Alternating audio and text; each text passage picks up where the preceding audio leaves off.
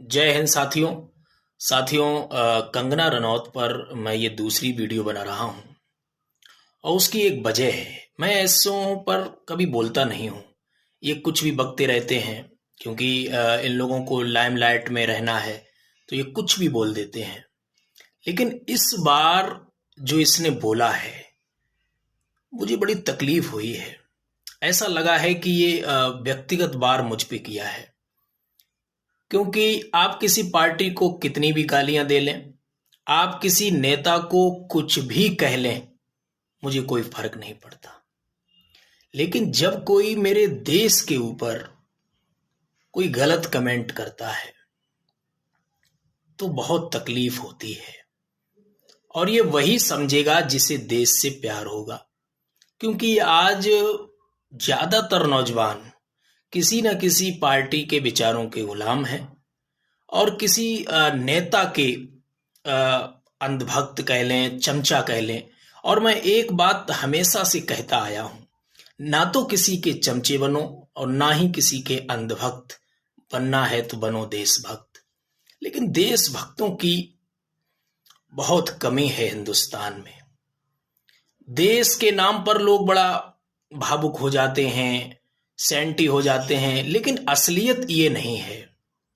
असलियत में ये है कि अगर कंगना रनौत ने ये कहा है कि आजादी हमको 2014 के बाद मिली है, तो इस हिंदुस्तान के अंदर हर एक को इसकी भर्त्सना करनी चाहिए। लेकिन किसने की, किसने नहीं की, सब आपके सामने है। और यही मुझे तकलीफ है, क्योंकि आप किसी नेता को गालियां दे लो, लेकिन वो आपकी मर्जी है, कुछ भी कह लो, मुझे फर्क नहीं पड़ता। लेकिन जब आप भगत सिंह जैसे महान क्रांतिकारियों को अपमानित करते हैं, तब मुझे तकलीफ होती है। हजारों स्वतंत्रता सेनानियों ने अपने प्राणों की आहुति दी है इस हिंदुस्तान के लिए, तब ये देश आजाद हुआ है। और देश को आजादी 1947 में मिली है। आप उस आजादी का अपमान कर रही हैं, उन स्वतंत्रता सेनानियों का अपमान कर रही हैं।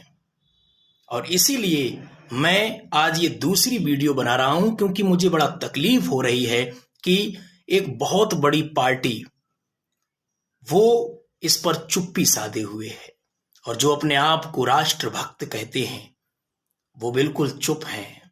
सोचिए, यही बात कोई और कह दिया होता, जो विपक्ष का होता या कोई दूसरे धर्म का होता, तो क्या हो रहा होता।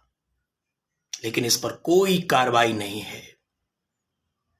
तकलीफ यही है कि हमारे देश के ऊपर कोई कुछ भी गलत कमेंट करेगा तो हम चुप नहीं बैठेंगे।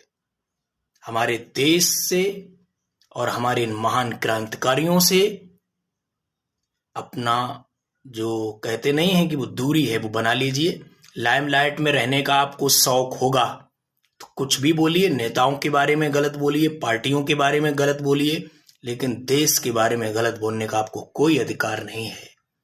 ध्यान रखिएगा। जय हिंद।